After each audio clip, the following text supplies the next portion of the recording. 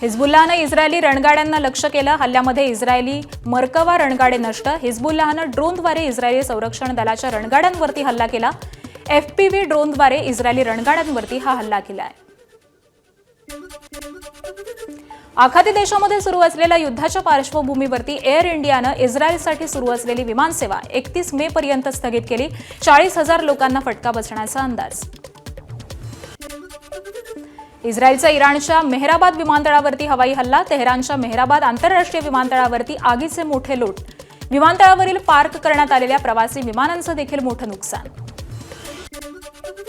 इराणचा इस्रायल आणि अमेरिकेच्या तळांवरती मोठा बॉम्ब हल्ला. इराणनं क्षेपणास्त्र आणि ड्रोनची 98वी तुकडी डागली. गुप्तचर प्रमुखाच्या हत्येचा बदला IRGC घेईल. IRGCच्या नौदल कमांडरची अमेरिकेला धमकी. इराणचा सौदीवरती मोठा हल्ला. अल जुबैलच्या औद्योगिक परिसरामध्ये हल्ला केला. क्षेपणास्त्र हल्ल्यानंतर अल जुबैलमध्ये मोठी आग.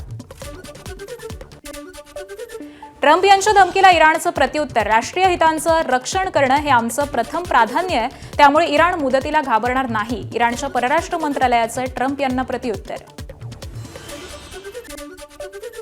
जळगावमध्ये गॅसच्या दरामध्ये पंपचालक काळाबाजार करत असल्याचा रिक्षा चालकांचा आरोप. युद्धामुळे महिनाभरामध्ये गॅसचे दर 53 रुपयांवरून 130 रुपयांवरती पोहोचले.